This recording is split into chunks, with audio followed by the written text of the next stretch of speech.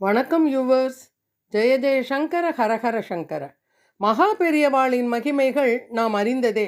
பெரியவா பற்றிய பெருமையான பல செய்திகள், அனுபவங்கள் தினந்தோறும் முகநூலிலும் வாட்ஸ்ஆப்பிலும் படித்து தெரிந்து கொண்டிருக்கிறோம். அவற்றில் சிலவற்றை அனுபவிக்கலாம் வாருங்கள். படித்ததில் பிடித்தது. பெரியவா சரணம். ஜெய ஜெய சங்கர ஹரஹர சங்கர. ஆன்மீகத்திற்கு ஒரு அடையாளம் ஸ்ரீ காஞ்சி காமகோட்டி பீட்ட மகா சுவாமிகள். மகா பெரியவா எளிமையான வாழ்க்கையை விரும்பியவர். கயிறாட்டையால் வீட்டில் நூற்ற கதர் நூலால் புனைந்த ஆடையையே அணிவார். ஒரு சிறிய அறையை தமது இருப்பிடமாக ஏற்றுக்கொண்டு எளிமையாக அதில் வாழ்ந்தவர். அவர் உப்பு சாப்பிடுவதில்லை.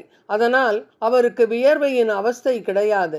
குக்குடாச்சன நிலையில் ஒரே காலில் நின்று கொண்டு 1 மணி நேரத்திற்கு உரை நிகழ்த்தக்கூடிய அபூர்வ சக்தி படைத்தவர் அவர். யோகாசனங்கள் பலவற்றையும் கற்று தேர்ந்தவர். மகா சுவாமிகளின் உணவு மிக எளிமையானது. பீடத்தில் அமர்ந்த நாளிலிருந்து உணவில் புளி, உப்பு, காரம் சேர்த்து கொண்டதே இல்லை. நெற்பொரியும் சில பழங்களும், அதுவும் கிடைத்தால் மட்டுமே. பாலும் தான் அவருடைய ஆகாரம். குணத்தாலும் செயலாலும் தவறு செய்தவர்களை பார்க்க நேர்ந்துவிட்டால் அன்று முழுவதும் உபவாசம் இருந்து விடுவார். கல்கத்தாவில் 1 மாதம் வில்வப்பழம் மட்டுமே சாப்பிட்டு அவர் இருந்திருக்கிறார்.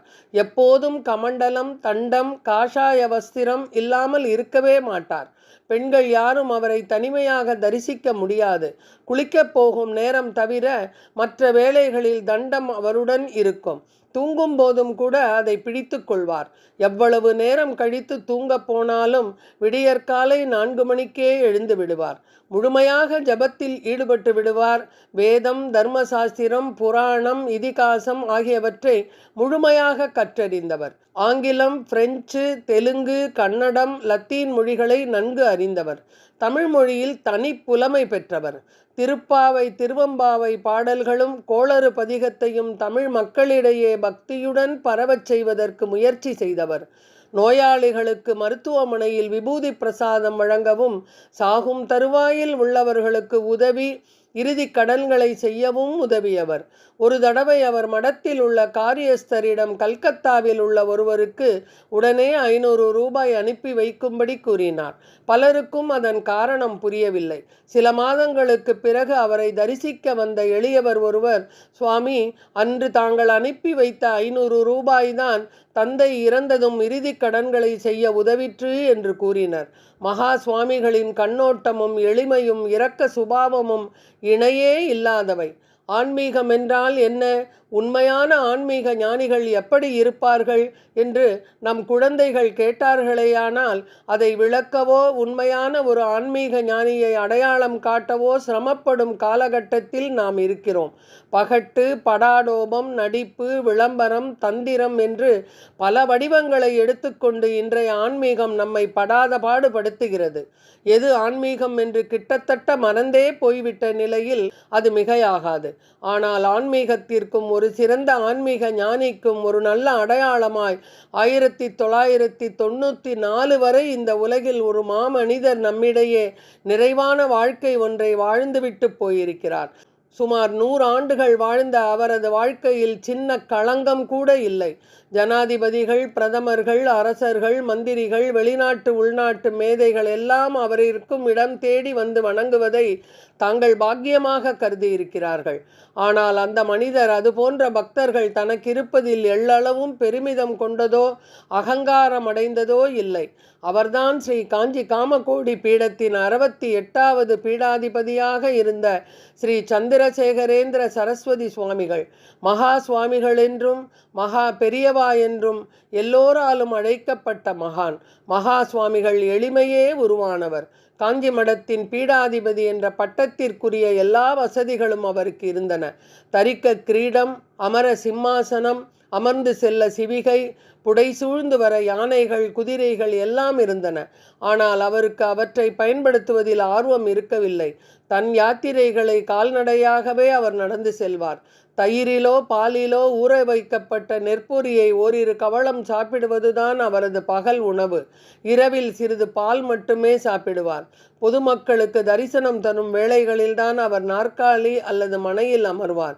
மற்ற வேளைகளில் சாதாரண கோணிச்சாக்கு மட்டுமே அவருக்கு போதும்.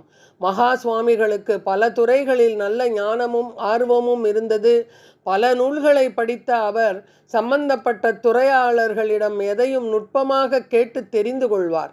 விஞ்ஞானம், கணிதம், வானவியல், வரலாறு, பூகோளம், சமூக இயல் போன்ற துறைகளில் அவருக்கு இருந்த அறிவு அபாரமானது. புகைப்படக்கலை, ஓவியக்கலை, சிற்பக்கலை ஆகியவற்றிலும் எதையும் நுட்பமாக ஆராய்ந்து விளக்குவார். பல மொழிகளை அறிந்திருந்தார். இந்த அபார அறிவும் அவருக்கு துளியும் கர்வத்தை ஏற்படுத்தியதில்லை. தமிழகத்தின் முன்னாள் கவர்னராக இருந்த டாக்டர் பி.சி. அலெக்சாண்டர் ஒருமுறை மகா சுவாமிகளை தரிசிக்கச் சென்றார். ஜனாதிபதிகளும் பிரதமர்களும் அரசர்களும் தொழும் மகா சுவாமிகள் அவரது குடிலில் கோணிச்சாக்கை விரித்து அமர்ந்திருப்பதை கண்ட அலெக்சாண்டருக்கு வியப்பு தாழவில்லை. இப்படி ஒரு எளிமையும் பணிவையும் அவர் எதிர்பார்த்திருக்கவில்லை. அலெக்சாண்டரும் அவர் எதிரே பாயில் காலை மடித்து கொண்டு உட்கார்ந்து விட்டார். பேசும்போது அலெக்சாண்டர் எதில் டாக்டர் பட்டம் பெற்றார் என்பதை மகா சுவாமிகள் கேட்டார். அலெக்சாண்டர் தான் ஒரு சிரியன் கிறிஸ்துவர் என்றும் சிரியன் கிறிஸ்துவர்கள் பற்றி ஆராய்ந்து டாக்டர் பட்டம் வாங்கியதாகவும் சொன்னார். உடனே பேச்சு சிரியன் கிறிஸ்துவர்களை பற்றி எழுந்தது. அலெக்சாண்டர் ஆராய்ச்சி செய்து அறிந்ததை காட்டிலும் அதிகமாக மகா சுவாமிகள் சிரியன் கிறிஸ்துவர்களுடைய சமூக பின்னணி, பழக்க வழக்கங்கள், சமூக தொண்டுகள், கேரளத்தில் அவர்கள் வேரூன்றிய சரித்திரம் பற்றியெல்லாம் அறிந்திருந்தார். கவர்னர் அலெக்சாண்டர் அடைந்த வியப்புக்கு அளவே இல்லை. வேறொரு மதத்தின் ஒரு சிறு பிரிவை பற்றி இவ்வளவு விரிவாக அவர் அறிந்து வைத்திருந்தது அவருக்கு மிகவும் பிரமிப்பாக இருந்தது. அவருடைய அறிவு, ஞானம் இப்படி பல மதங்கள், பல நாடுகள் என்று விரிந்து இருந்தது. ஆன்மீகத்தில் அவர் அடைந்திருந்த ஞானம் அளப்பரியது. இதையெல்லாம் அவருடைய சொற்பொழிவுகளின் தொகுப்பான தெய்வத்தின் குரல் படித்தவர்கள் நன்றாக உணரலாம். அவர் சடங்குகள், சம்பிரதாயங்கள் பற்றி அதிகம் விவரிக்காமல் மனித தர்மத்தை பற்றியும் ஞான மேன்மைக்கான வழிகளை பற்றியும் பேசியது அதிகம். பாமரனுக்கும் புரியும்படியாக பெரிய பெரிய விஷயங்களை மிக எளிமையாக விளக்கும் திறன் படிப்பவர்களை வியப்பில் ஆழ்த்தும். பால் பிரண்டன் என்ற இங்கிலாந்து தத்துவ ஞானி யோகிகளை தேடி இந்தியா வந்தபோது மகா சுவாமிகளை சந்தித்ததை விளக்கமாக எழுதியுள்ளார். மகா சுவாமிகளின் ஞானத்தால் அவர் வெகுவாகவே கவரப்பட்டார். தான் இந்தியா வந்த காரணத்தை அவர் சொன்னபோது மகா சுவாமிகள், நீ தேடி வந்த யோகி நான் தான் என்று நேரடியாகவோ மறைமுகமாகவோ சொல்லிக் கொள்ளவில்லை. நீங்கள் காண வந்த யோகியை நிச்சயம் காண்பீர்கள், மேலும் பயணியுங்கள் என்று சொன்னார். அதுபோலவே பின்னர் பால் பிரண்டன் ரமண மகரிஷியிடம் தன் தேடலை முடித்தார். உபதேசங்கள் செய்வது சுலபம், அந்த உபதேசங்கள் படி வாழ்ந்து ஒரு உதாரணமாய் திகழ்வது கஷ்டம். மகா சுவாமிகள் அப்படியே வாழ்ந்தும் காட்டியவர். நேபாள மன்னர், இந்திய ஜனாதிபதி முதற்கொண்டு பல பெரிய மனிதர்கள் கைகூப்பி நிற்க மகா சுவாமிகளை பொற்காசுகளால் அபிஷேகம் செய்தார்கள். மற்றவர்களின் கட்டாயத்திற்கு அமர்ந்திருந்த அவர் சிறு சலனம் கூட இல்லாமல், எதிலும் பாதிக்கப்படாமல், பற்றற்ற நிலையில் கடவுளை தியானித்தவராய் கரம் குவித்து அமர்ந்திருந்தார்.